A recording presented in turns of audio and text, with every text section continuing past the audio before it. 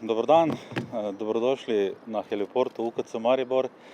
Moje ime je Andrej Hohnec, jaz sem specialist urgentne medicine, tu zaposlen v urgentnem kliničnem centru, v urgentnem centru. Zakaj smo se danes zbrali? V bistvu je ena taka dobra priložnost, bi rekel, kar vesel dan na nek način.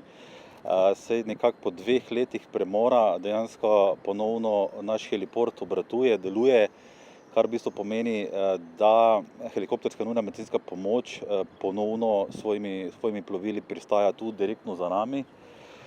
Kot rečeno, 2 leti približno ali pa še kaj več, to ni bilo možno zaradi gradbenih del na področju kirurške stolpnice. In zdaj, v čem je bistvena prednost, v čem je bistvena razlika? Vemo, da v urgentni medicini mi štejemo čas v sekundah ali minutah. In tu je vsaka minuta, vsaka sekunda kdaj zelo pomembna in HNMP kot tak zagotavlja tisto prednost, tisto boljšo možnost, tisto, kar naši pacienti najtežje poškodovani ali oboleli dejansko potrebujejo. Tako da HNMP kot tak predstavlja en pomemben člen v verigi tej preživetja, ki pač našim bolnikom omogoča ali pa daje neke možnosti za boljši izhod. Včasih pomeni iskreno razliko med življenjem in smrtjo. Velikokrat pomeni tudi razliko med dobrim preživetjem, z dobrim izhodom, z nekim kvalitetnim življenjem v prihodnosti in med nasprotnim. Tako da danes, bi rekel, je en taka dober dan za nas in za naše bolnike, ker zdaj 2 leti tega ni bilo možno. Helikopter je zaradi, kot rečeno, gradbenih del pristajal tu, 2-3 kilometre stran na področju vojašnice. To je v bistvu pomenilo, da je nekje iz terena, tako kot ta sistem deluje, ko je bil helikopter aktiviran, potem najprej prevzel poškodovanca ali obolelega, ga zapeljal na območje vojašnice, tam ga je pričakalo reševalno vozilo, potem je bilo potreba pacienta zopet premestiti v reševalno vozilo in ga v bistvu z rešilcem pripeljati tu sem v UKC Maribor.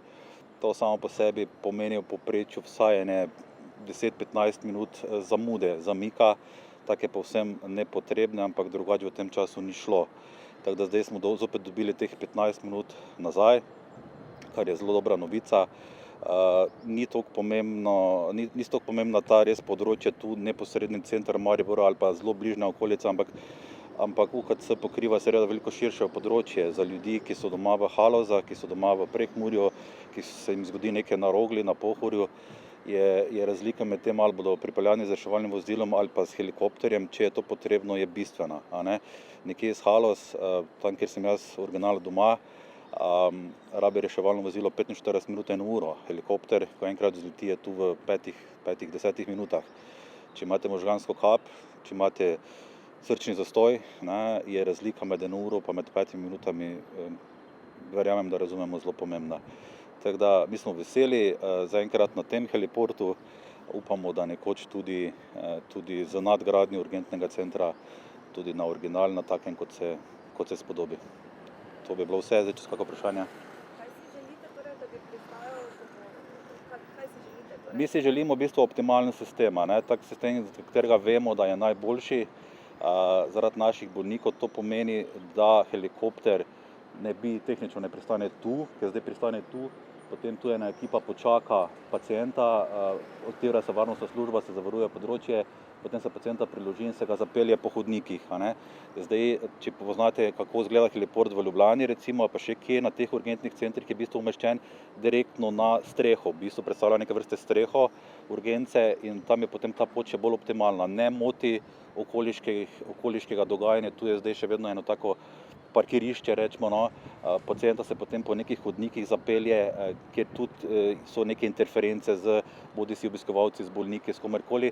Potem, ko če pristane na heliportu, na strehi, je pa ta pot kratka, jasna, ali direktno v operacijsko dvorano, ali pač nižje v urgentni center in je zadeva bolj optimalna. Tako da želimo si v bistvu heliport na strehi urgentnega centra.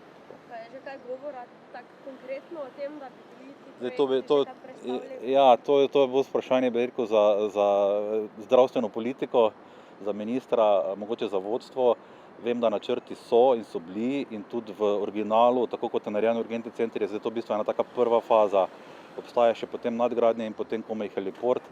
Tako da zdaj neke časovnice ali pa konkretnih načrtov jaz ne poznam, upam, da se bo to nekako za novo vlado tudi kaj premaknilo na bolje. Pa ste opazili zdaj v teh 2 letih, da je mogoče na račun tega, da je 15 minut recimo bila daljša pot, bilo manj prihodov helikopterja v UKC? Zdaj, neposredno je potem malo težava z informacijo, ne. Zdaj, če bo zdaj pristal helikopter, mi vemo, da prihaja helikopter, zato ker sistem izgleda tako, da v bistvu smo načeloma naprej obveščeni. Pomeni, na rdeči telefon urgence se sporoči prihod, vemo, kdaj pride in vemo, kaj v bistvu pripeljejo.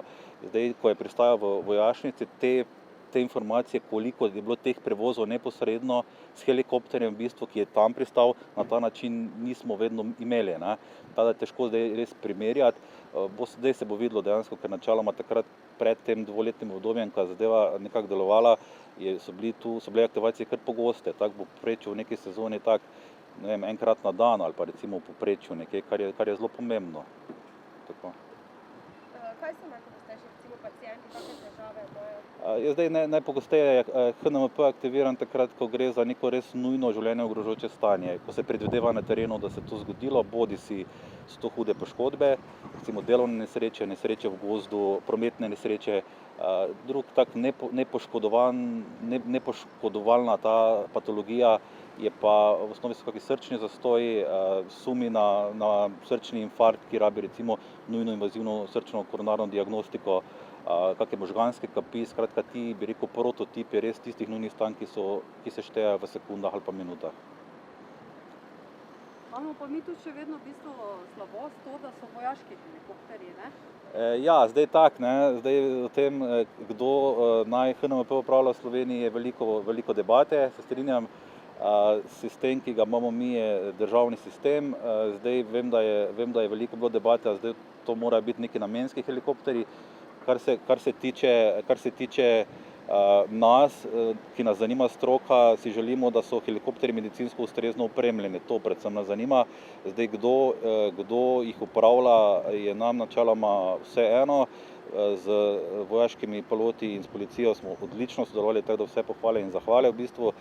Zdaj, kako bo sistem organiziran v prihodnje, to pa je stvar politike. Ampak helikopterji zdaj so medicinsko ustrezno? So opremljeni, imajo to opremo, ki jo rabimo, ni pa to fiksna oprema, tako kot je v tistih samo res namenskih helikopterjih. Tu je še vedno nekaj... To je pa omejitev v Mariboru recimo zaradi delovnega časa letališča, ne, to je tudi problem. Tako da zdaj kakega medicinskega razloga za to, da helikopter ob 5 ali pa kasneje ne leti, ni, ne. To je zdaj stvar organizacije v bistvu, ampak za to mora poskrbeti v bistvu država.